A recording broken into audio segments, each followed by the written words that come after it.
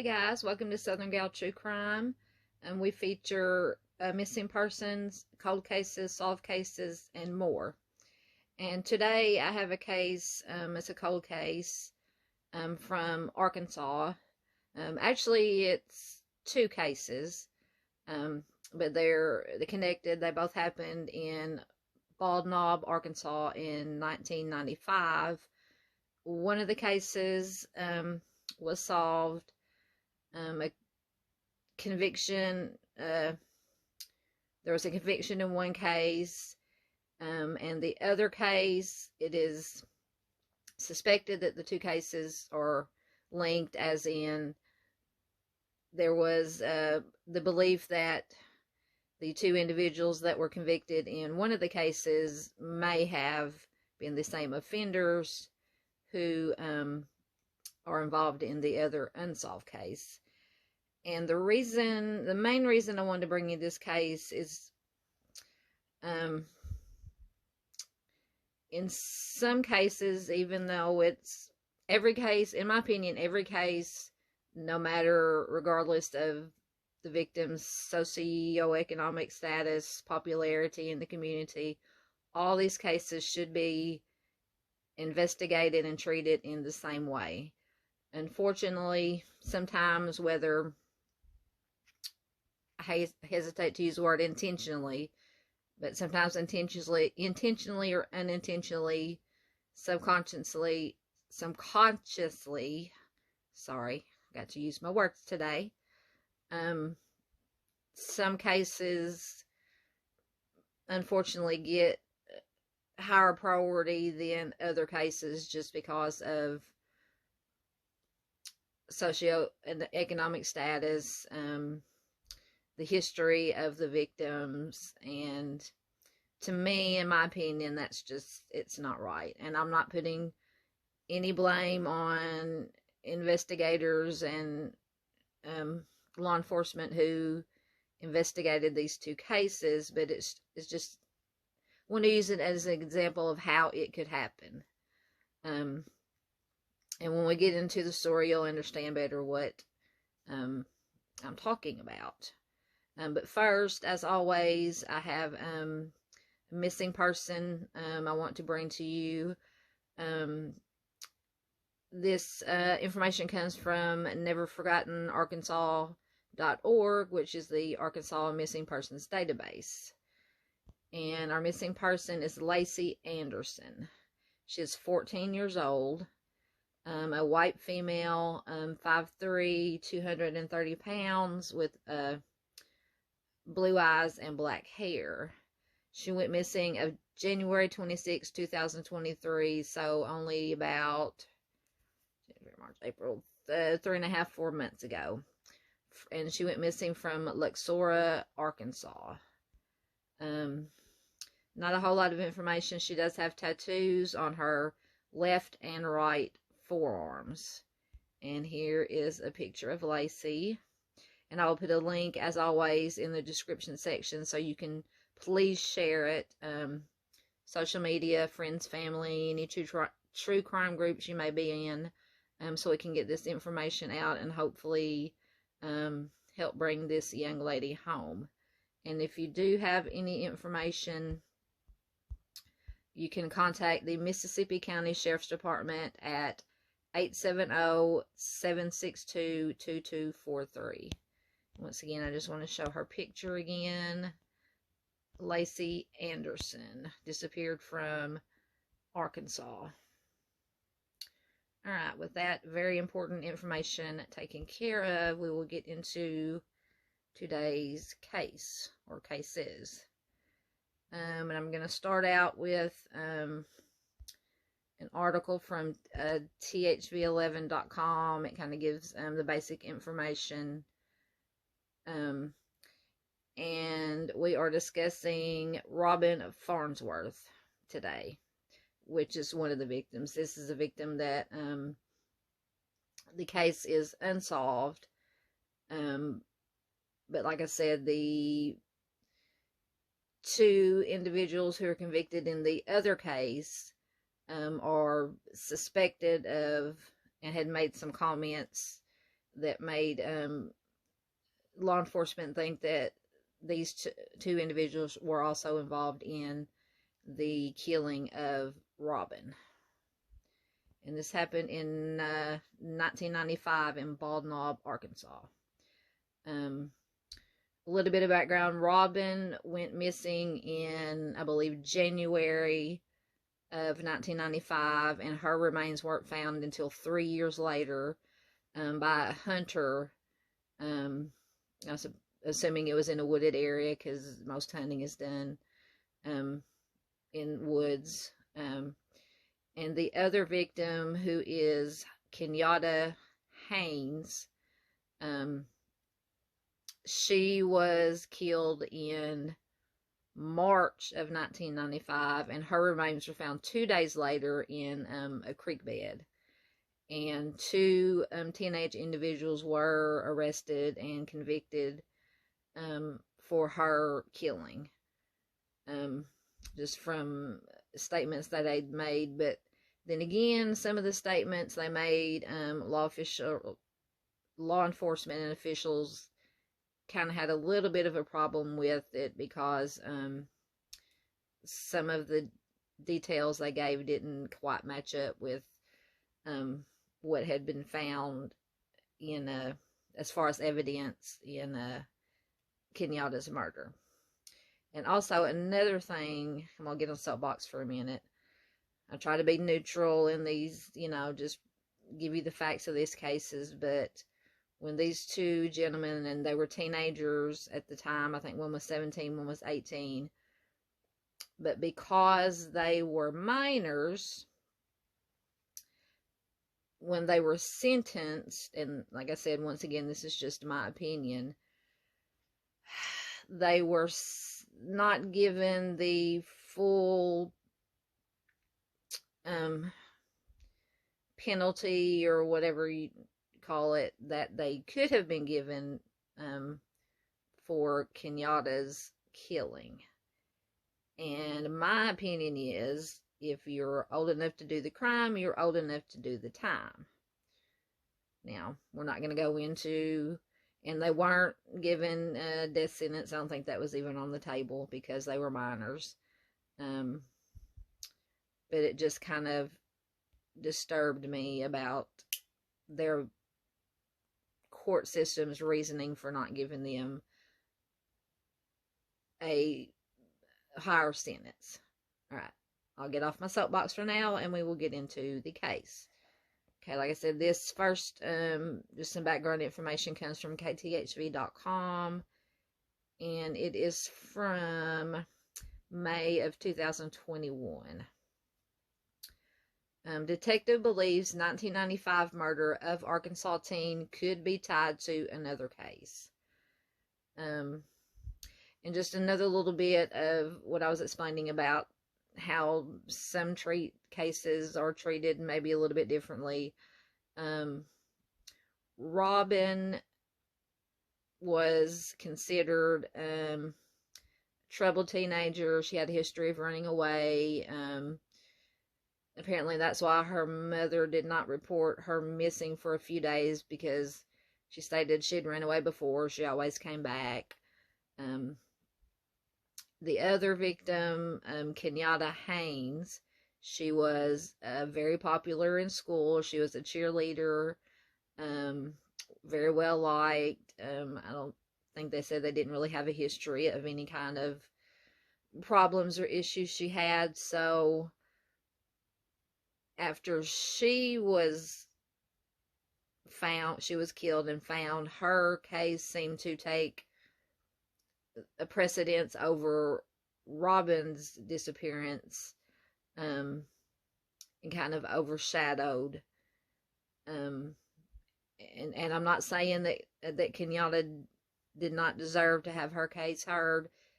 Every case, like I said, regardless of status, every victim deserves justice. So I'm not in any way minimizing Kenyatta Haynes's case, but I just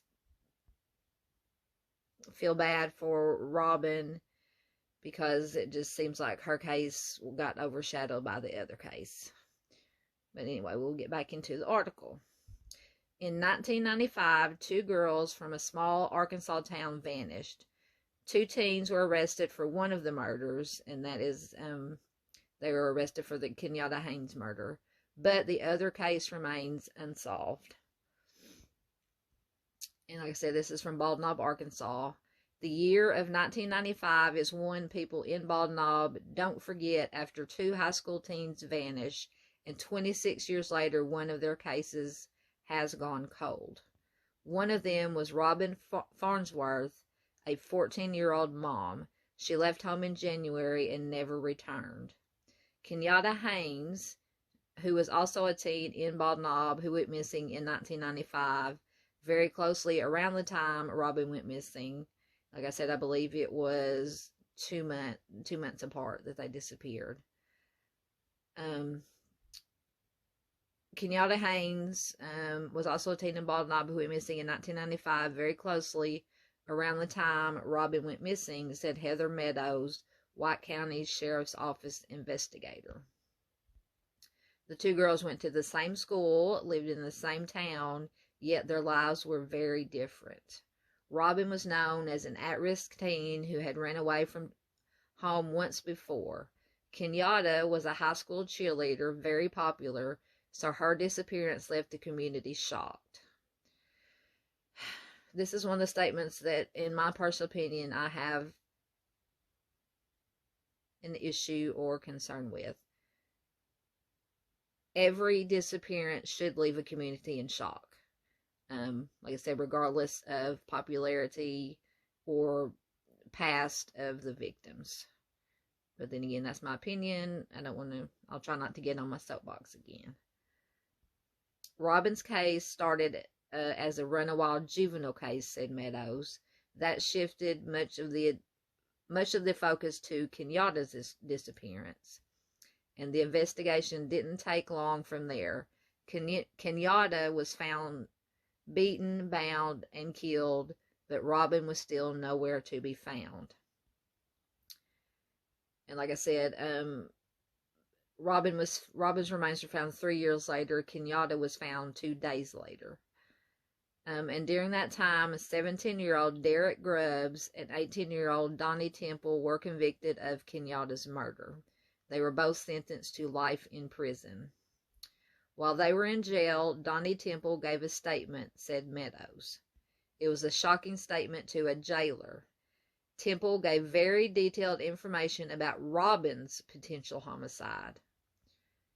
And I apologize for my voice. Once again, the weather has been crazy here, plus all the allergies and all, living in the South, that's what we have to deal with. So I apologize for my voice. I'm going to get a quick drink. Maybe I'll make it a little bit better. Okay. Moving on. According to Meadows, Temple told the jailer that Grubbs took him to see Robin's beaten body, which was allegedly covered with newspaper. That led detectives to a barn out in the county. And Bald Knob is a very rural area. I actually have family who live in Bald Knob, so I've been there before. Very rural area, lots of woods, farmland. So there's plenty of places, unfortunately, where it would be easy to conceal a body. Detectives found a large area with evidence of decomposition in the dirt with a purple fingernail, but no body. But in 1997, 2 years after Robin disappeared, a hunter found human remains in that same area. The remains were actually thought to be of another girl who had gone missing from another county, said Meadows. And I'm going to have to try to find some information about this other girl who had gone missing, because I was unaware of that until I read this article. Unfortunately, those remains were never tested to see if they were Robin. Detective Meadows doesn't know why. And I'm also wondering the same thing. Years later, the FBI tested them, And in 2004, they confirmed the remains were Robin Farnsworth. Once again, I'm going to get on my soapbox. I try not to do that, but just something about this case just raised a lot of questions. I know crime labs, whether it be FBI, local crime labs, are always backed up, very understandably. Unfortunately, there are a lot of these cases that cannot get my lighting right. Unfortunately, there are a lot of these cases that have to be tested, and it just takes a while. But it's hard for the family and just the community at large. Although us as a community are not owed the answers, the family of the victims are the ones that deserve the answers. We're just bystanders, onlookers who are concerned, but we find out what we find out when we find it out. So we just have to wait and be patient. There's cold-hearted people out there, said Samantha Ballard, who was Robin's daughter. And I believe, I can't remember if it said in the article, that Robin had Samantha, I believe, maybe when she was 14. So she was a young mother.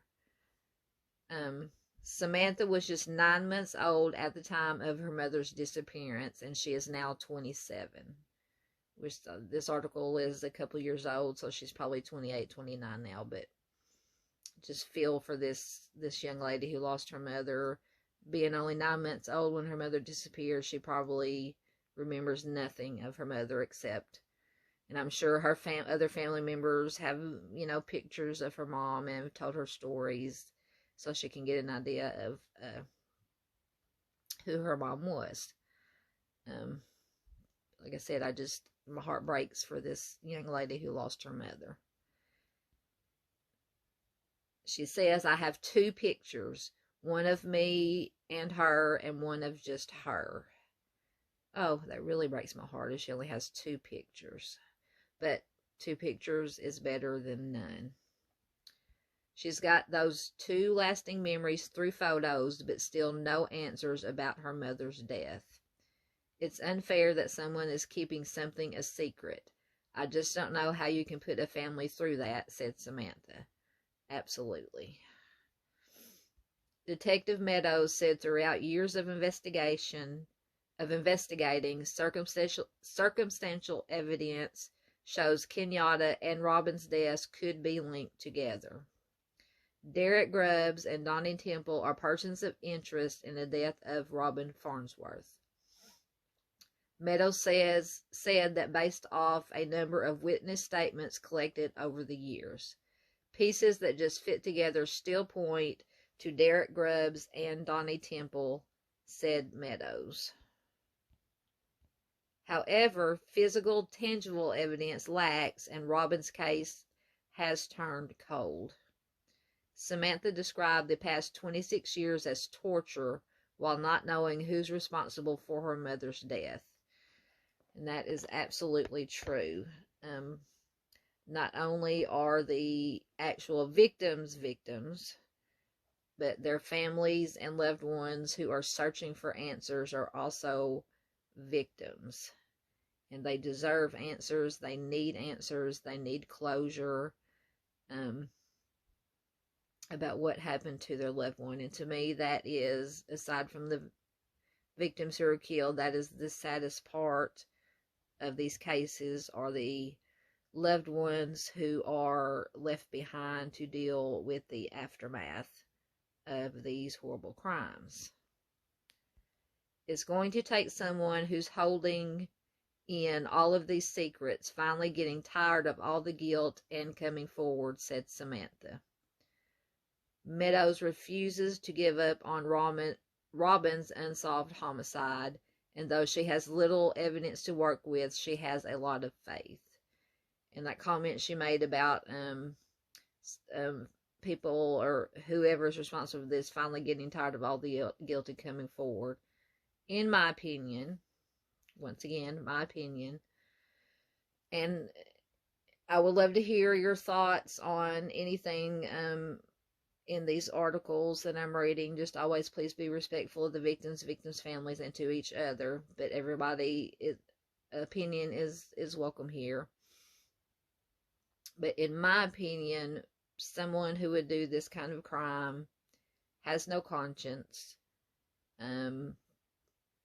They have no empathy for their victims or anybody, and I don't believe that they feel guilty about this. So why would they come forward? They would have no reason to come forward if they don't feel any guilt. Once again, that is my opinion. We are grasping at straws, trying to find that last bit of evidence that we need to bring this family justice, said Meadows. Detective Meadows believes someone living in Bald Knob knows what happened to Robin. And absolutely that if somebody knows something, hopefully they do have a conscience. I'm sure they do. Most people, I like to believe most people do. And that somebody will come forward if they have any information about this case. Excuse me, I'm so sorry. She pleads, if you have any information about Robin's case, contact the White County Sheriff's Office. Alright, so that is the basic information about these two cases.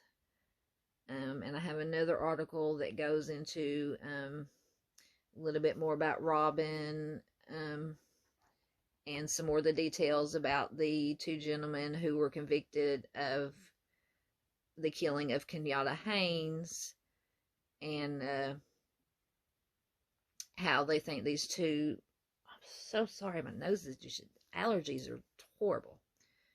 Okay, anyway, so, and this article comes from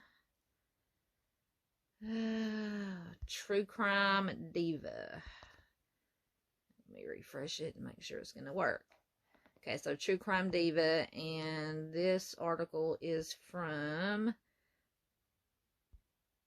February of this year, I believe, or February of 2022.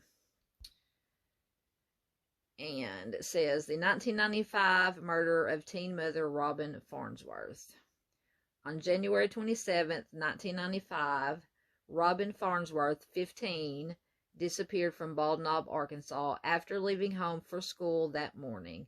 A hunter found her remains nearly 3 years later, after a popular cheerleader was found murdered in March of 1995.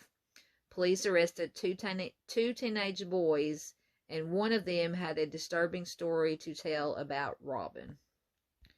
And here is a picture of Miss Robin, beautiful young lady.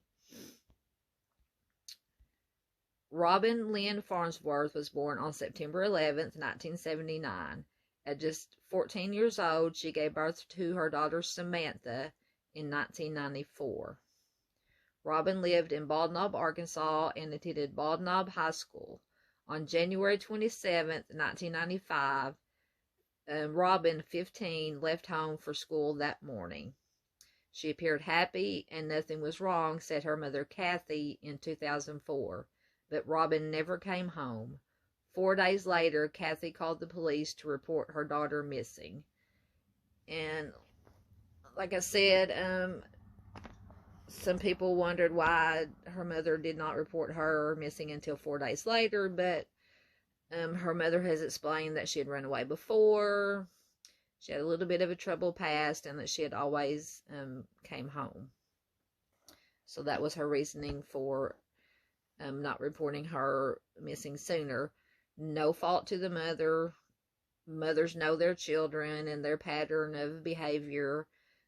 So apparently it wasn't enough to concern her enough to report her missing until 4 days later. Then, on March 8th, 1995, a classmate of Robin's, Kenyatta Haynes, 18, vanished after leaving school at 2:20 p.m. Kenyatta was a cheerleader and popular student at Bald Knob High School. Police were notified when she failed to show up for cheerleading practice. And here is a picture of Miss Kenyatta, another beautiful girl. 2 days after Kenyatta disappeared, searchers found her partially clothed body submerged in a creek in a wooded area near the local country club. The area was known as a lover's lane and party hangout for local teenagers. Kenyatta had been handcuffed and beaten. Early reports say she had been stabbed multiple times, and authorities stated then that it did not appear she had been assaulted. Ligature marks surrounded her neck. Rocks were put in her clothing.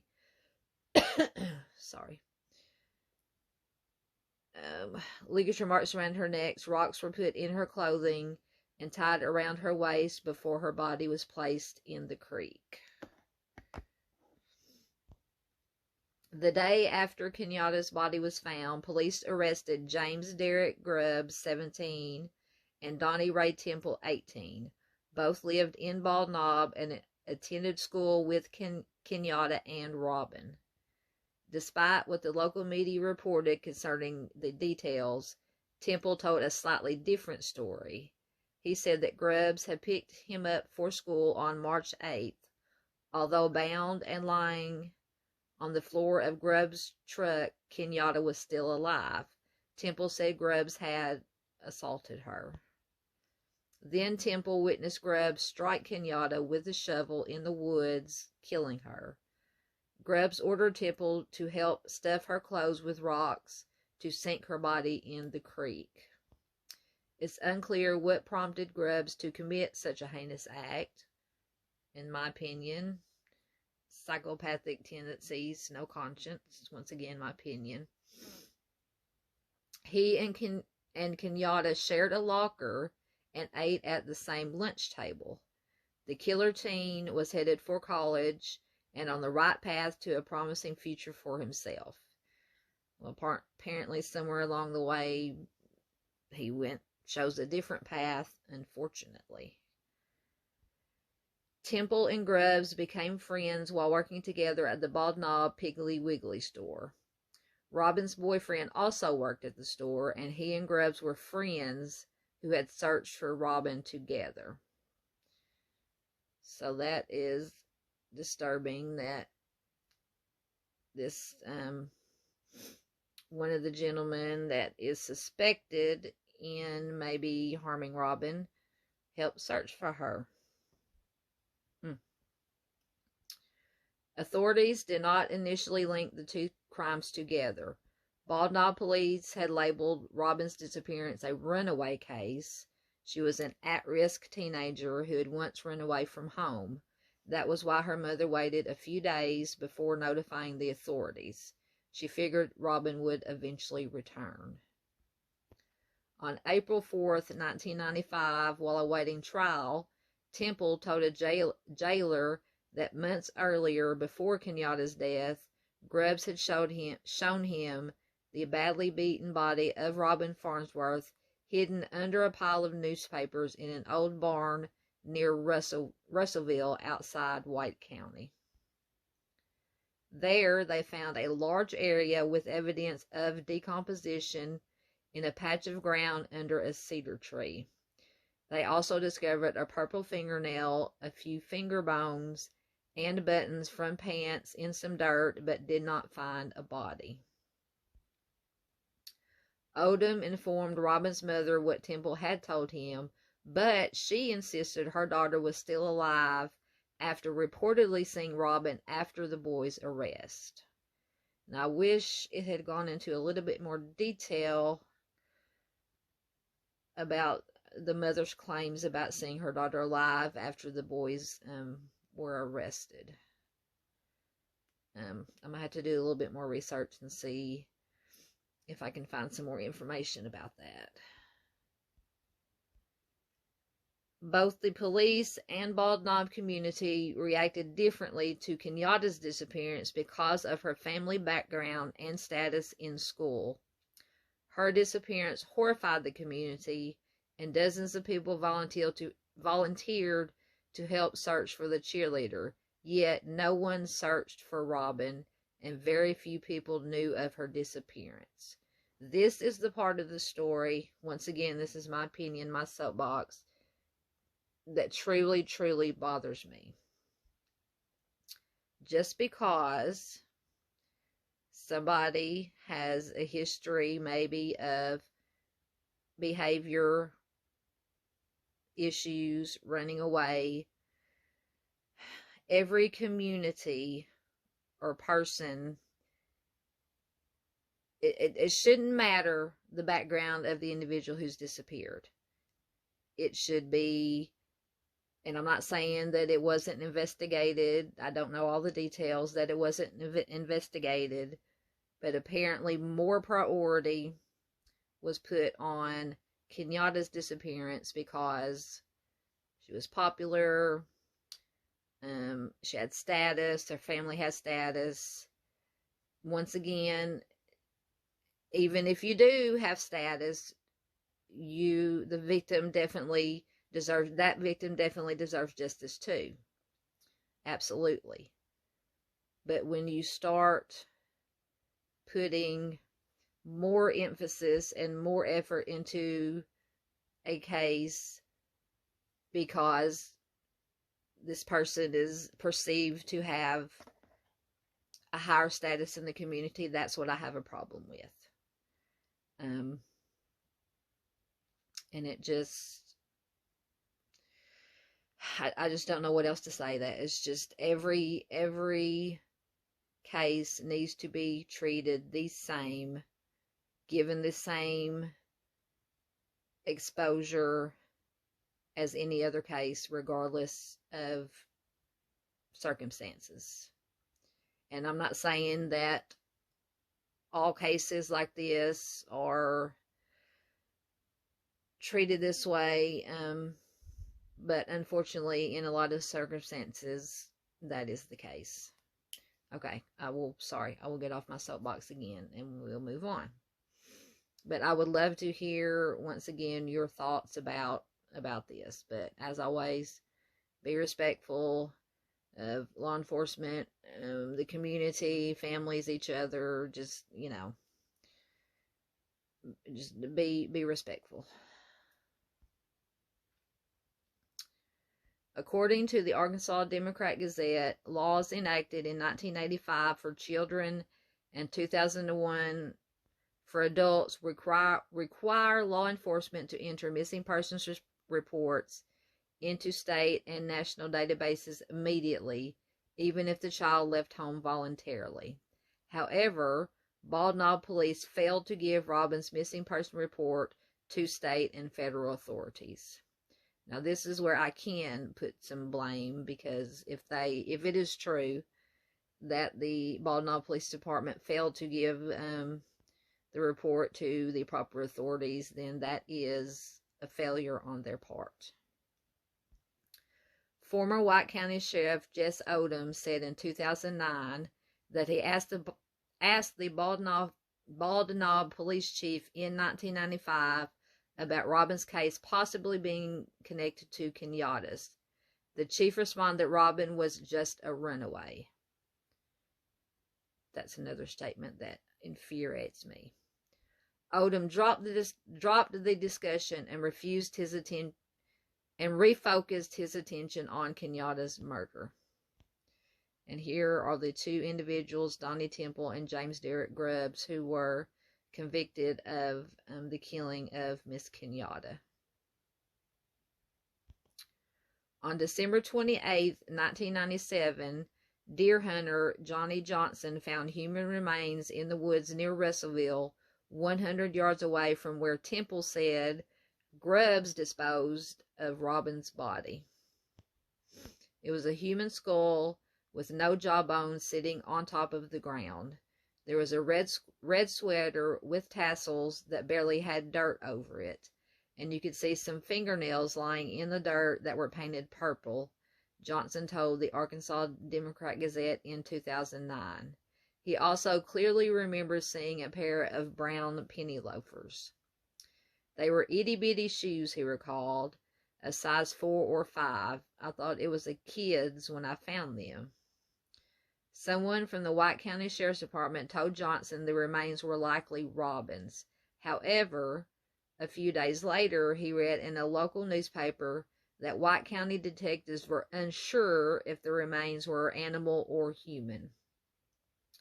Investigators later confirmed the remains as human, but believed they belonged to another missing girl from another county. When Odom left office in 2000, the bones remained unidentified in the state crime lab, and Robin's mother remained unconvinced that they were her daughters. And there, like I said, there in these articles, there have been mentioned that Robin's mother did not believe that the remains were Robin's because she claimed to have seen Robin after the two gentlemen were arrested. Now, from what I've read and studied up on, or not studied up on, but researched, looked, this could be a case of her mother not wanting to believe that her daughter had passed away. It's common that family members, and rightfully so, I can understand it, they don't want to believe that their child is gone. So it's just a natural reaction to hold on to in their mind, any little thread that, oh, my child may still be alive. I don't want to believe it until I have actually irrefutable evidence that they are gone. Which is understandable, but unfortunately it happens a lot. It also happens a lot in children or people who take their own lives. Family members don't believe that their loved one would do something like that to themselves. All right, I get off topic, so we will get back to the story. In 2004, White County had a new sheriff, Pat Garrett. It's kind of ironic. Any Billy the Kid fans, know that name, Sheriff Pat Garrett. Anyway, who succeeded Odom in 2000. At a press conference that year, Garrett claimed the box containing the skeletal remains was shelved and forgotten about until March 2003 when he found them. He immediately sent them to the FBI lab in Quantico, Virginia to be tested. Lab technicians told Garrett it could take anywhere from 1 to 10 years before receiving results. Once again, unfortunately, that's the case. Labs are backed up because they have so many things that need to be tested, and years go by before getting any results, even if there are results to be found. Garrett said the FBI lab was backlogged with DNA evidence from the September 11th attacks and the war in Iraq. However, the results returned a few weeks later, and the remains were identified as Robin Farnsworth. In 2009, Odom countered Garrett's statement about the remains. He said he immediately had the remains sent to the FBI crime lab when they were found, and contacted Robin's dentist, hoping to identify the remains through dental records. However, Robin's records did not include x-rays because she was pregnant with Samantha at her last appointment. So therefore, they couldn't take x-rays because it could harm the child. The Democrat Gazette reported in 2009 that crime lab records indicated that the remains were examined on December 30th, 1997, 2 days after Johnson discovered them. A worker at the state's medical examiner's office said his records showed that the lab released the remains to White County Detective Fred Cheek on March 11th, 2003. Garrett walked back on his 2004 claim and said he had inaccurate information when he held the press conference. He further stated he did not realize Cheek had checked the bones out of the lab and placed them in the evidence room, the Gazette-Democrat reported. Grubbs and Temple were eventually convicted of Kenyatta's murder and sentenced to life in prison without parole. However, the U.S. Supreme Court ruled in 2017 that sentencing a person to life in prison with no chance of parole for a crime committed as a minor is cruel and unusual punishment. Soon after, Arkansas eliminated life without parole for juveniles. Arkansas SB 294 states that juveniles convicted of capital murder are subject to a life sentence with the possibility of parole after a minimum of 30 years. Grubbs was only 17 at the time of Kenyatta's murder. In October 2018, a judge resentenced him to life in prison with parole eligibility after 30 years. At the time of the resentencing, he had already served 23 years, so he only had 7 years of his sentence remaining. Temple was 18, so his original sentence did not change. This is another, once again, my opinion, another thing that I have a problem with. As I stated before, if you're old enough to do the crime, you're old enough to do the time. Unless you are deemed to be insane at the time, the old insanity defense, which some people are insane, but as far as I have read, they were both deemed, or at least Grubbs, who was 17 at the time, was deemed fit to stand trial. And the fact that he was a minor, barely a minor, he was 17 years old. At 18, you were considered an adult. It just bothers me that he was given life, eligibility for parole after 30 years. He had already served 23 years, so he only served, at that time, 7 more years of his sentence. Once again, this is just my opinion, but man, that really bothers me. Okay, moving on. Detective Heather Meadows of the White County Sheriff's Department took over Robin's case and believes Grubbs and Temple killed Robin. Circumstantial evidence links the cases together, but Meadows said the case lacks physical, tangible evidence, and Robin's case has gone cold.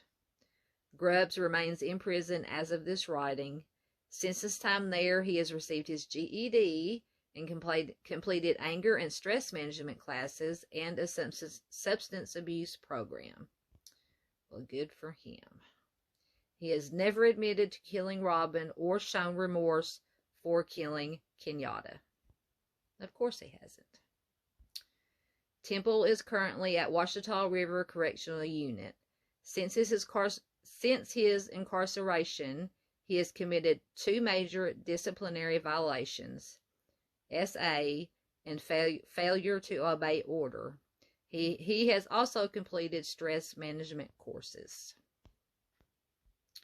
As of 2009, Robin's mother did not think Grubbs and Temple killed her daughter and still believes she saw Robin after their arrest. In May 2021, Bald Knob Mayor Barth Grayson proclaimed May 3rd Kenyatta Haynes Day and said it would be annually. The Daily Citizen stated, Council member Johnny Hodges presented Haynes's mother, Dorothy Haynes Rogers, with a framed printing plate of a memorial front page of the city's former newspaper, the Bald Knob Banner. It was dated March 16, 1995, and the family also was presented with flowers. Furthermore, a $1,000 scholarship in Kenyatta's name is presented to a senior at Bald Knob High School accepted into a bachelor's program in a mental health field. Meanwhile, the town seems to have forgotten Robin Farnsworth. Robin's case is officially unsolved. Anyone with information should call the White County Sheriff's Department at 501-279-6279. Okay, so let's go back down to a picture of Miss Robin. So I would love to hear. There's the beautiful Miss Kenyatta. Once again, I'm by no means taking away from Kenyatta's killing. She was a beautiful young lady. She did not deserve what happened to her. I feel horrible for her family. But the thing that bothers me about this case, and here is a picture of Robin, and I wish these stupid ads weren't in the way.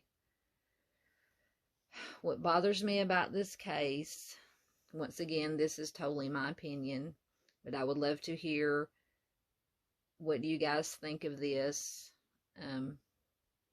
It is just very sad to me that Robin's case has basically been forgotten. That is the main reason I wanted to bring you this case, is to try to, and granted, this is not a big channel, but I think if at least one person hears this case and shares it, hopefully, you know, this, and I do not do this channel for fame or money. I'm not monetized. Even if this channel grows, I do not intend to ever try to be monetized. That is not what I'm here for. I'm here to bring these cases that get forgotten, that are lesser known. I do not do a whole lot of big cases that are in the news because they get enough exposure.